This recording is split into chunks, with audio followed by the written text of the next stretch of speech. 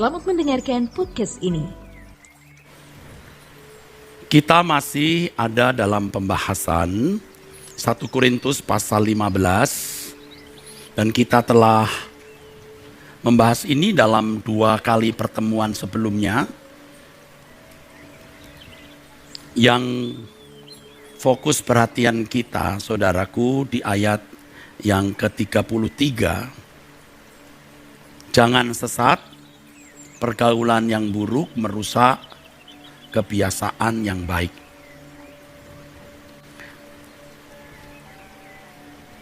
Tuhan mengajarkan kepada kita sesuatu yang sangat penting di sini, saudaraku. Pergaulan yang buruk merusakkan kebiasaan yang baik.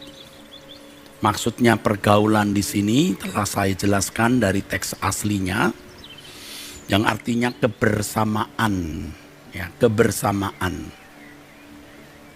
Kebersamaan di lingkungan yang buruk atau salah merusak moral habits, merusak karakter, merusak moral yang membangun kebiasaan hidup.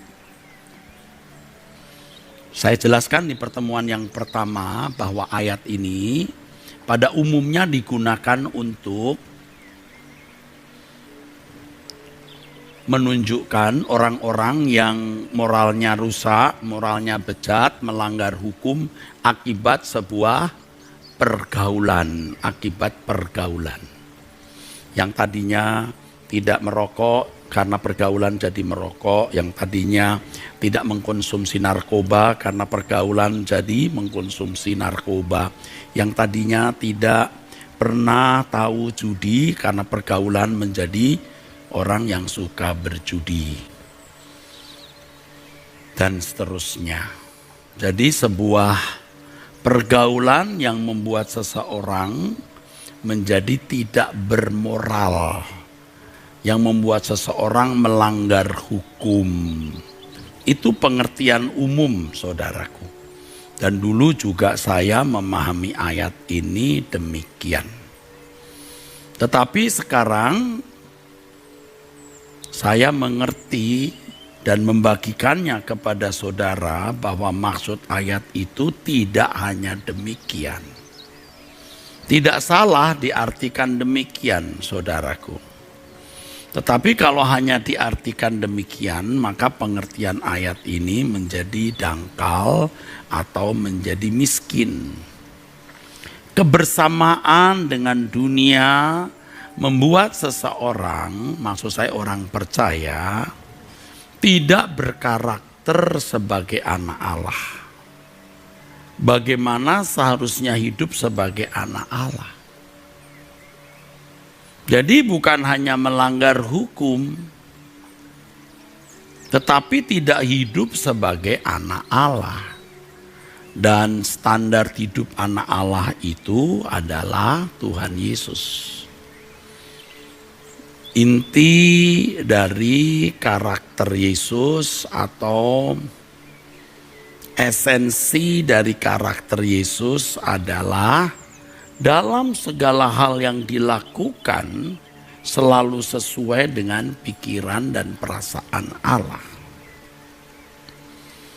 Jadi seseorang bisa tidak melanggar hukum, bisa. Tetapi kalau tidak melakukan segala sesuatu tepat seperti yang Allah kehendaki, ini berarti sudah rusak moralnya. Moral Kristiani, moral sebagai anak Allah, rusak atau tidak mencapai tujuan. Walaupun bermoral baik. Jadi kalau orang sampai tidak bermoral baik, ya sudah kartu mati, sudah rusak. Itu sudah tidak bisa diperhitungkan lagi, saudara. Nah, jadi saudara harus ingat ini, maksud pergaulan yang buruk merusakkan kebiasaan yang baik. Ini bukan hanya berorientasi pada pergaulan buruk yang membuat seseorang melanggar hukum atau pergaulan buruk yang membuat seseorang tidak bermoral baik. Bukan hanya itu. Bisa juga berarti itu.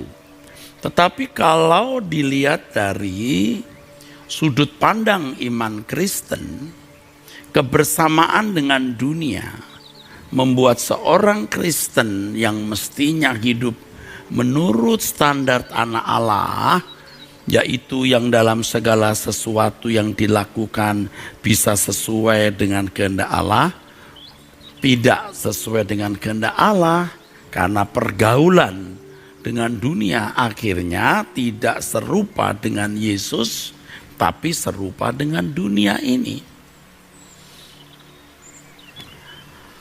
Roma pasal 12 ayat yang kedua, firman Tuhan mengatakan, ya, janganlah kamu serupa dengan dunia ini. Kalau kamu serupa dengan dunia ini berarti kamu gagal menjadi anak Allah. Gagal menjadi pengikut Kristus. Maka di dalam ayat 33 ini janganlah kamu sesat. Ya, dalam teks aslinya me planaste. Kata planaste itu bisa berarti rusak, tertipu, jalan menyimpang, keluar dari jalur, saudaraku. Planaste. Jangan kamu keluar dari jalur, jangan kamu menjadi rusak. Bicara mengenai sesat, saudara, atau bicara mengenai kesesatan, biasanya asumsi kita ini atau asumsi orang beragama, ya saudara, kalau orang tersebut tidak beragama atau keluar dari kebiasaan beragama, yang biasanya ke rumah ibadah tidak ke rumah ibadah lagi, sesat. Melakukan pelanggaran hukum, melakukan tindakan-tindakan yang tidak bermoral atau melanggar moral umum, sesat. Ya. Kalau dalam lingkungan Kristen, juga dalam lingkungan agama lain, bisa juga kalau orang pergi ke dukun, ada persekutuan dengan kuasa kegelapan atau terlibat dengan okultisme, sesat. Dan biasanya kesesatan seperti ini dipandang ekstrim. Ya, atau pindah agama, itu juga sesat. Kalau dari agama A pindah agama B, maka orang itu dianggap sesat, keluar dari agamanya. Jadi pengertian sesat itu biasanya dipahami secara demikian, saudaraku. Saya tidak katakan itu salah. Secara ekstrim bisa, itu sesat. Tetapi sesat yang dimaksud Alkitab tentu memiliki pengertian yang berbeda. Berangkat dari apa yang sudah saya jelaskan sebelumnya. Ya, pergaulan yang buruk merusak kebiasaan yang baik. Artinya bukan hanya berorientasi pada tindakan-tindakan yang melanggar hukum atau tindakan-tindakan yang melanggar moral umum.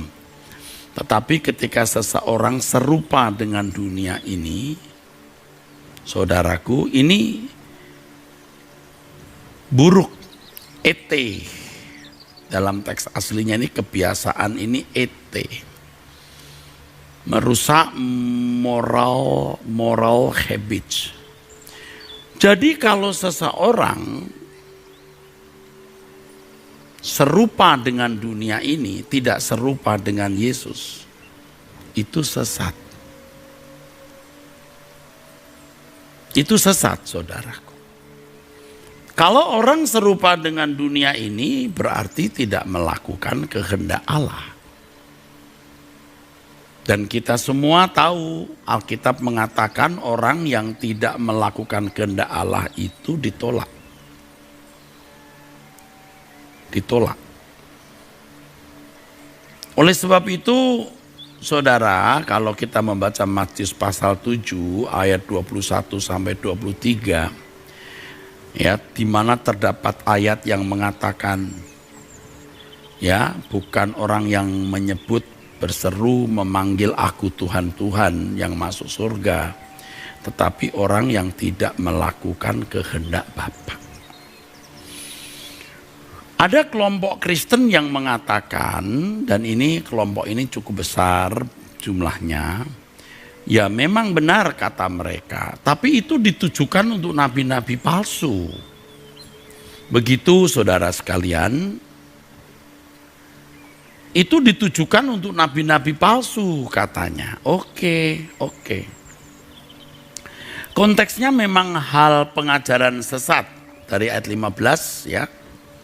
Waspadalah terhadap nabi-nabi palsu dan seterusnya. Lalu di ayat 21 baru ada ayat, bukan setiap orang yang berseru kepadaku Tuhan, Tuhan akan masuk ke dalam kerajaan surga, melainkan dia yang melakukan kehendak Bapakku yang di surga. Jadi kalau kamu tidak melakukan kehendak Bapa, percuma kamu menyebut aku Tuhan, kata Tuhan Yesus. Percuma kamu mengaku aku Tuhan dan Juru Selamat. Nah, ini rupanya tidak disukai oleh kelompok tertentu yang mengajarkan bahwa perbuatan baik tidak menyelamatkan. Oh, saya juga setuju perbuatan baik tidak menyelamatkan. Tetapi keselamatan itu harus disertai kekudusan. Bukan hanya perbuatan baik. Kalau tidak memiliki kekudusan itu berarti ya tidak percaya. Artinya kalau tidak serupa dengan Yesus berarti tidak percaya Tuhan Yesus.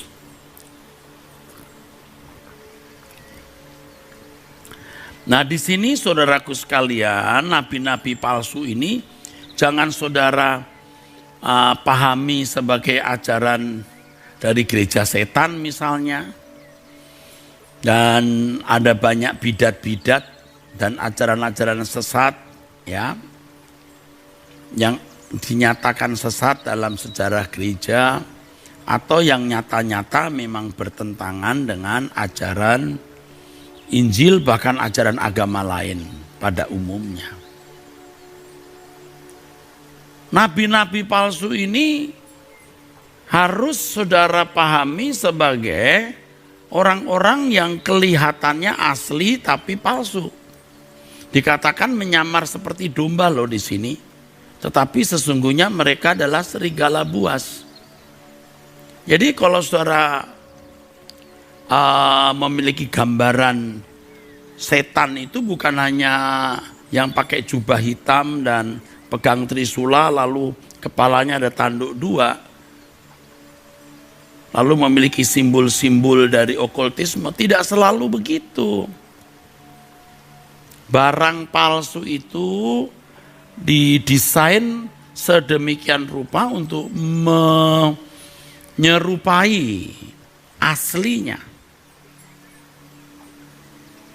Alkitab mengatakan bahwa ajaran palsu itu, saudaraku, bisa membuat nyaris orang benar atau orang percaya pun bisa tertipu. Oh, kalau dikatakan ayat ini memang ditujukan untuk nabi-nabi palsu, oh bisa, saya juga setuju. Nabi-nabi palsu jangan Anda bayangkan mereka yang ya mengajarkan agama setan atau yang ajarannya bukan hanya bertentangan dengan Injil atau kekristenan, bahkan juga ditentang oleh agama lain karena aneh. Ya saudaraku, nabi palsu ini juga harus kita asumsikan sebagai sosok yang kelihatannya mengajarkan Injil, berteologi, punya banyak buku, bisa berargumentasi, tetapi tidak membuat orang Kristen itu kembali kepada inti kekristenan. Pokoknya kalau ajaran atau doktrin yang tidak mendorong orang menjadi serupa dengan Yesus, pasti sesat. Pasti sesat. Nah, saudaraku, ini mesti saudara tahu, saudara. Gereja ini di bawah asuhan Kekaisaran Romawi sejak abad keempat, ketika kaisar-kaisar Romawi mulai menjadi Kristen, mengasuh gereja, jadi pemimpin gereja, mengadakan konsili, dan menjadikan konsili sebagai media politik. Dan sejak itu gereja mengalami masa kegelapan. Dari abad 5 sampai abad 15, sejarah gereja mencatat. Yang ada itu hanya perkelahian, pertikaian, beradu argumentasi, saling sesat menyesatkan, usir mengusir, kucil mengucilkan, bahkan membunuh, membakar, menyembelih. Manusia disembelih oleh manusia lain, sesama orang Kristen. Ironis, beda dengan orang Kristen abad mula-mula yang tidak punya sekolah teologi, tidak punya gereja, tidak punya anggaran dasar, anggaran rumah tangga, tidak memiliki backup dana. Tetapi orang percaya disebut Kristen, kenapa? Karena seperti Kristus. Itu kan substansinya, substansi kekristenan. Kita mesti balik ke situ, saudaraku. Kalau tidak begitu, sesat, saudara. Biar you punya buku segudang, walaupun Anda punya ratusan, ribuan, puluhan ribu buku di perpustakaan, tapi kalau jemaat yang diajar serupa dengan dunia, sesat. Bukan setiap orang yang berseru kepadaku Tuhan, Tuhan akan masuk ke dalam kerajaan surga, melainkan dia yang melakukan kehendak Bapakku di surga. Pada hari terakhir banyak orang kan berseru kepadaku, Tuhan, Tuhan, bukankah kami bernubuat demi namamu dan mengusir setan demi namamu dan mengadakan banyak mujizat demi namamu juga? Pada waktu itu aku akan berterus terang, homologeo, to declare, aku tidak pernah mengenal kamu. Jadi tidak pernah dikenal, tidak pernah dinikmati oleh Tuhan, saudaraku. Tidak pernah diginosko, yang dalam bahasa Ibraninya yada. Yada itu dalam terjemahan harafiahnya mengenal, know, knew, known. Adam knew Eve, Adam bersetubuh, yada. Adam bersetubuh dengan Hawa. Jadi kata mengenal di situ artinya juga knowing by experiencing, tahu dari menikmati. Jadi kepada Bapak Ibu, saudara-saudaraku sekalian yang kekasih, yang penting bagaimana kita bisa dinikmati oleh Tuhan. Itu yang penting. Oke, saya setuju kita harus berteologi. Setuju banget, saudara.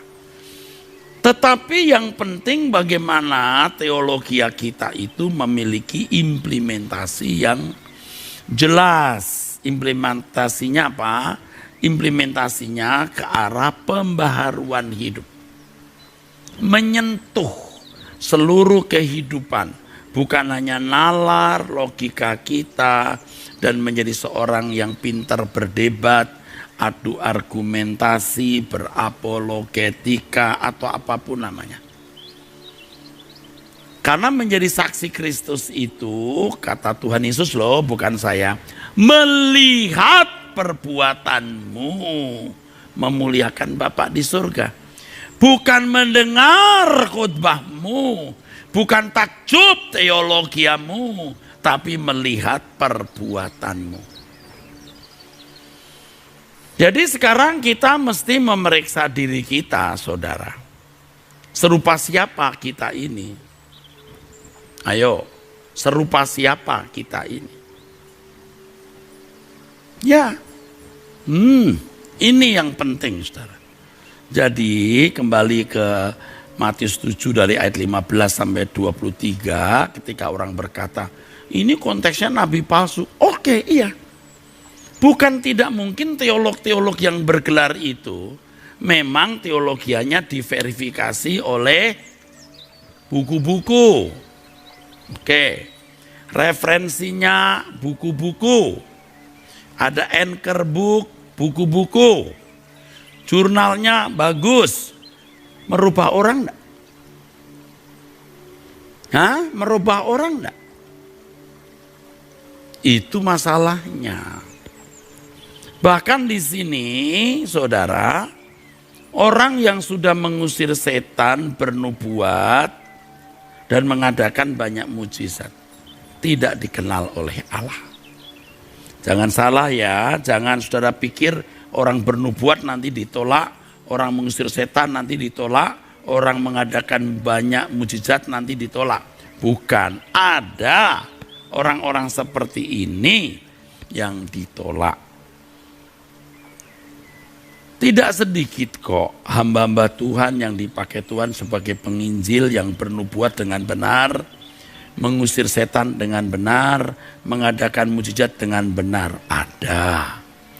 Tetapi bernubuat, mengusir setan, dan mengadakan mujizat bukanlah ukuran perkenanan Allah. Itu yang penting. Ya, bisa menjadi relatif. Tetapi yang mutlak dan tidak relatif adalah melakukan kehendak Bapa. Melakukan kehendak Bapa itu, masing-masing kita itu khusus. Karena masing-masing kita memiliki keadaan yang berbeda-beda. Pokoknya begini saudaraku. Setiap orang harus bisa mendengar suara Tuhan di dalam nuraninya. Ya, bisa melakukan apa yang Allah kehendaki. Apa yang Allah inginkan. Siapa jodohnya? Peran apa yang bisa dilakukan untuk mengambil bagian dalam pekerjaan Allah? Ya, dan lain sebagainya. Orang harus benar-benar menemukan apa yang diinginkan oleh Allah di dalam hidupnya secara pribadi. Itu baru namanya iman. Seperti yang dilakukan Abraham, tidak berdasarkan perbuatan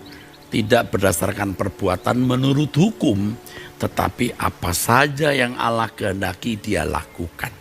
Nah, orang percaya itu begitu, saudaraku.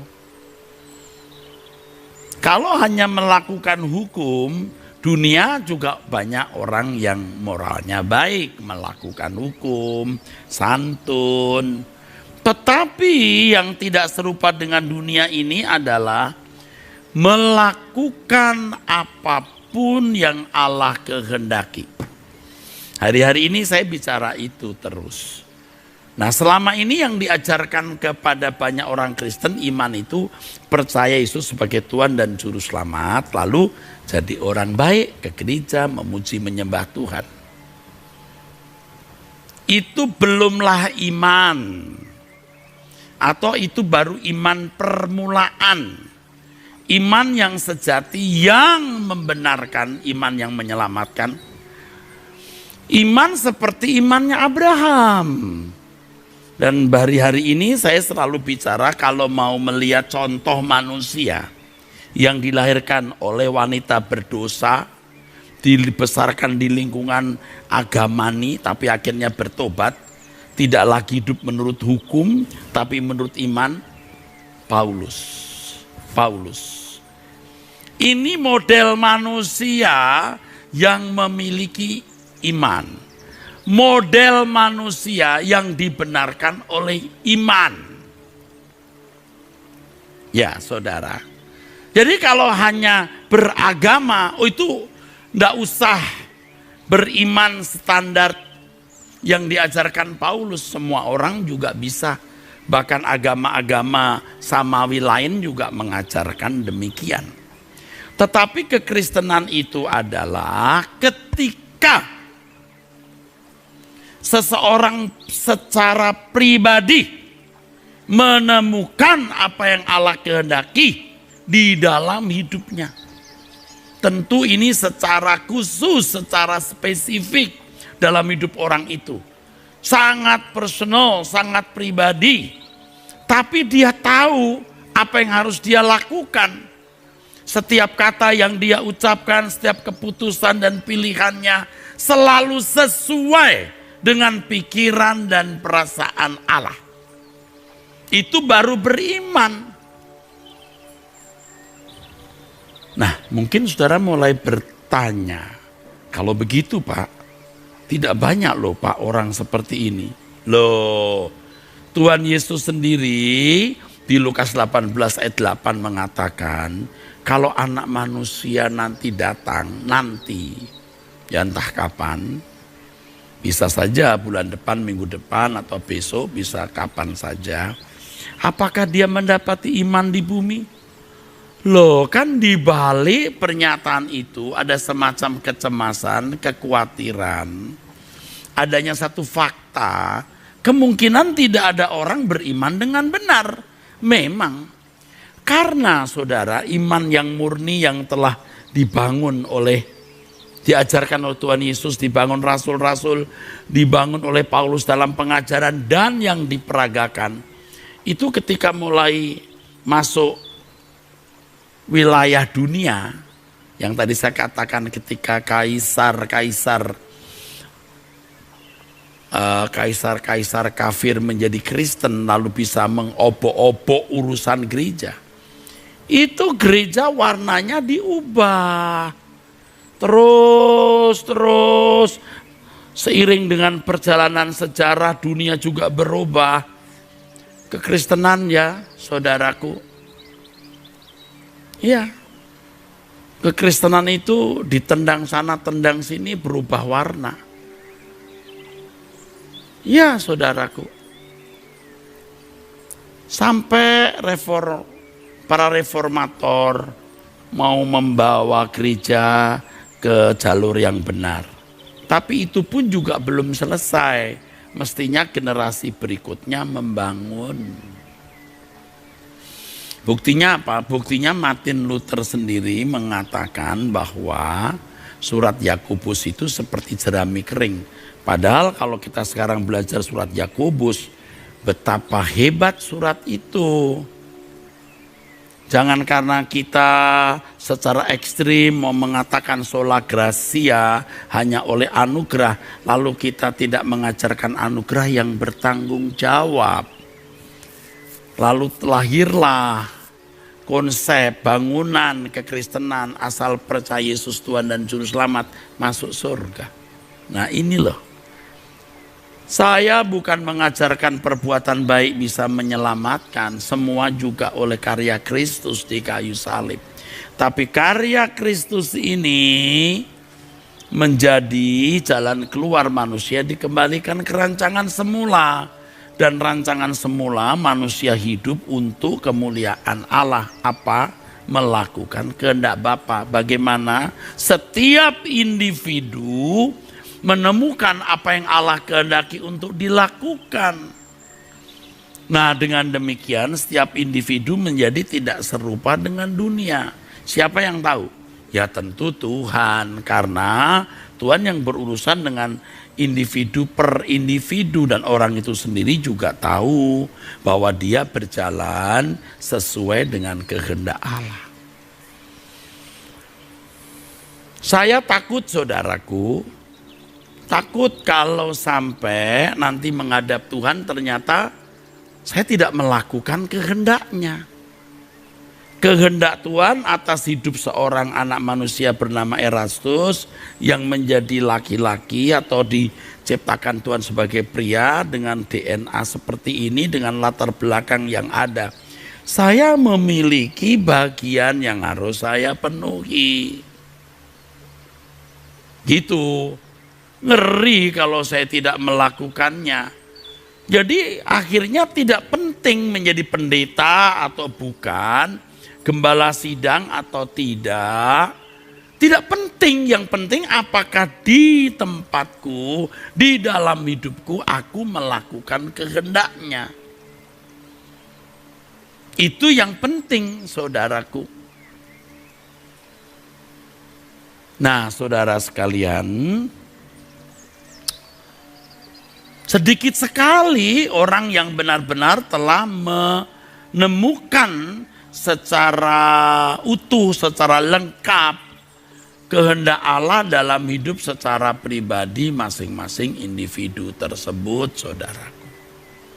Ya, ini saudara, kalau tidak demikian Anda terhilang. Tapi kan konsep orang selama ini, wah, kita orang baik-baik, kita ke gereja baik-baik, kita bukan orang jahat, bukan orang tidak bermoral. Kita orang-orang baik katanya.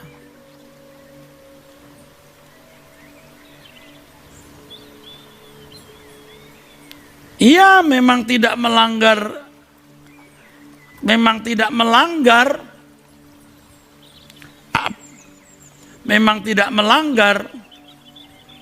apa yang ditulis oleh hukum,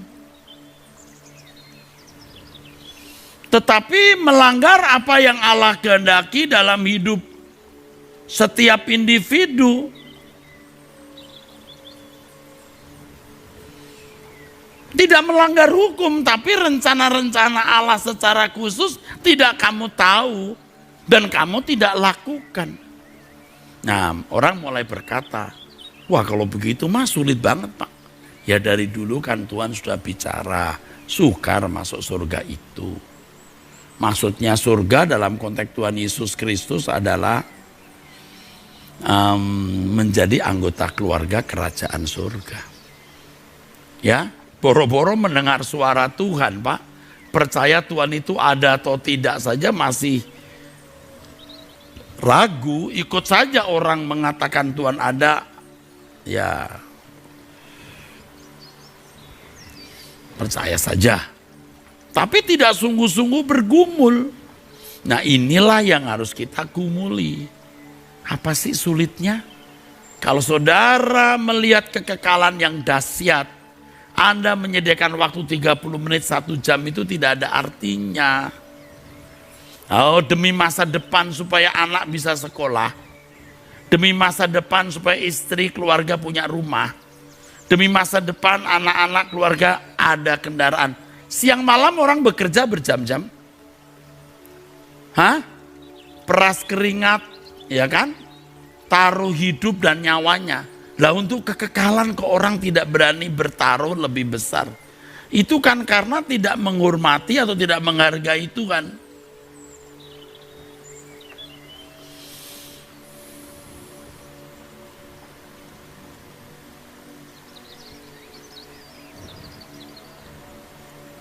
Ayo kita berubah, saudaraku. Saya juga sedang belajar dan saya mengajak saudara itu belajar. Jadi kalau Anda tidak serupa dengan dunia ini, Anda sesat. Dalam pandangan Kristen sesat. Di Lukas pasal 15 kita tahu cerita mengenai anak terhilang.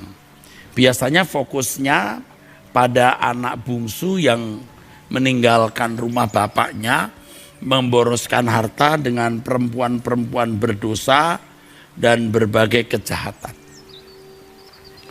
Pulang dalam keadaan miskin, compang-camping, ya, melarat atau sudah jadi gembel.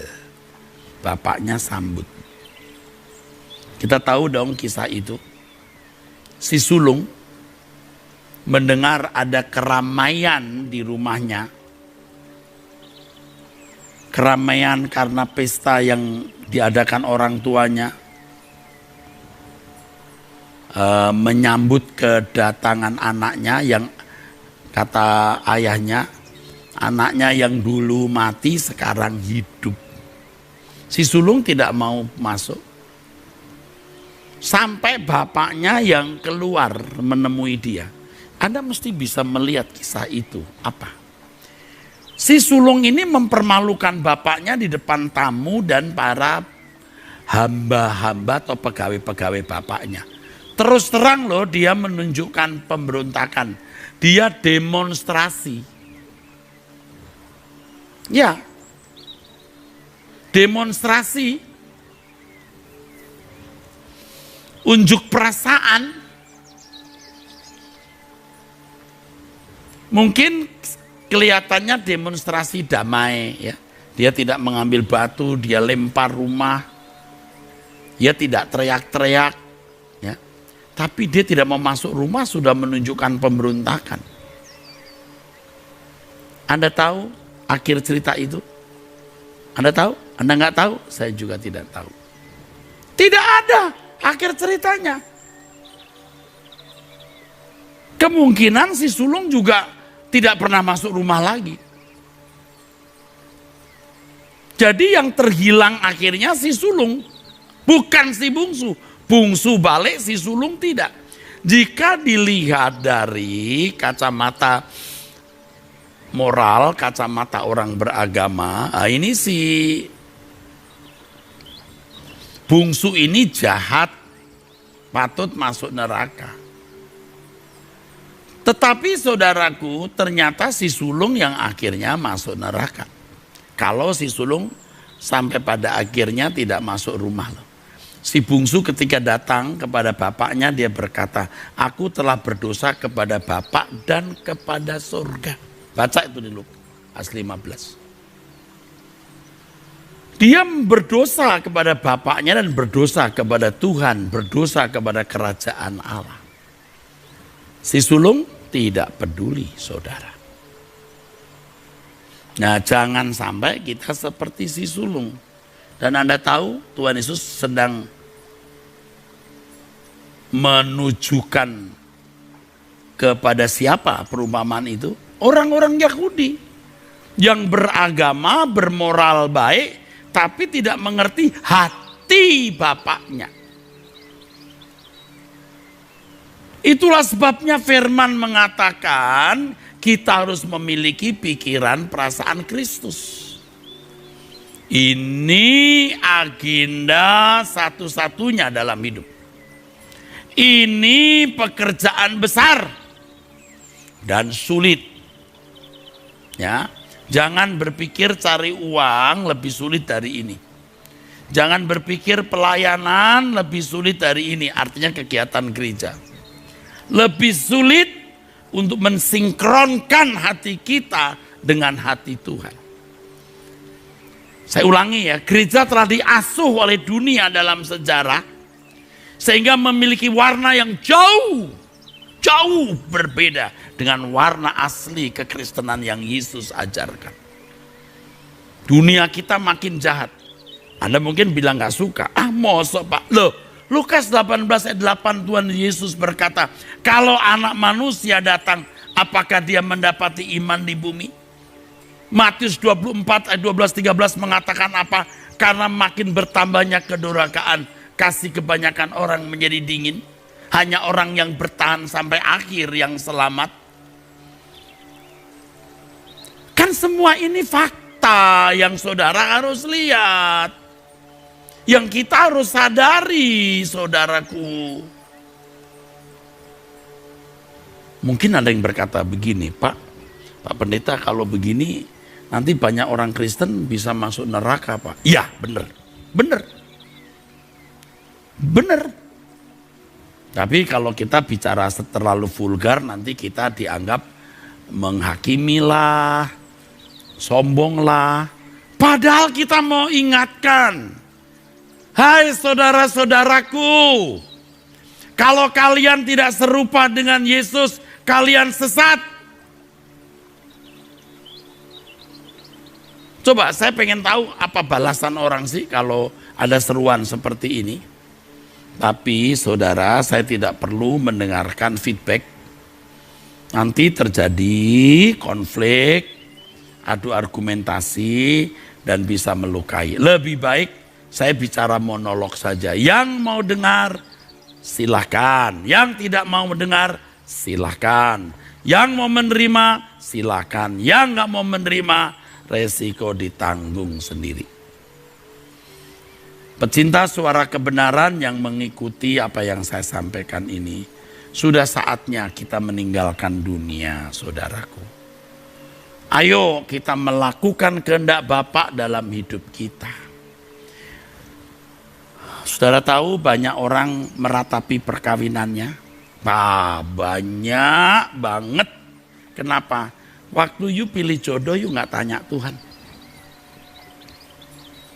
Pokoknya Anda jatuh cinta, merasa cocok, lalu datang ke gereja berkata, Tuhan yang mempersatukan, tidak boleh diceraikan. Mungkin Tuhan juga tidak menghendaki you menikah dengan dia. Ya, iya. Ngotot mau naik pangkat, ngotot mau punya kedudukan tinggi, ngotot mau memiliki kekuasaan. Nggak tanya Tuhan tuh maunya apa dalam hidupnya. Sembarangan saja menggunakan mulut, menggunakan tenaga, menggunakan uang. Berani kita bertemu dengan Tuhan Yesus. Lalu kalau Tuhan tanya, kamu sudah melakukan kehendak Bapa belum? Lalu jawabnya, sudah Tuhan. Coba apa yang kamu lakukan? Tidak membunuh, tidak mencuri, tidak berzina, menghormati orang tua. Lah itu kan bangsa Israel. Kalau begitu aku tidak perlu tanya. Kehendak Bapa dalam hidupmu secara pribadi. Seperti Bapak Abraham. Yang melakukan apapun yang Allah kehendaki. Kalau belum begitu, belum punya iman, sesat kamu. Nah, banyak orang Kristen sesat tapi tidak sadar dirinya sesat. Seperti saya dulu, saudara. Sebenarnya sesat, tetapi Tuhan masih memberi kita kesempatan untuk berubah. Ya, jadi Tuhan masih beri kesempatan kita berubah, kita bersyukur, puji Tuhan. Dengan kesempatan itu, saudara-saudaraku, kita mau mengubah diri kita.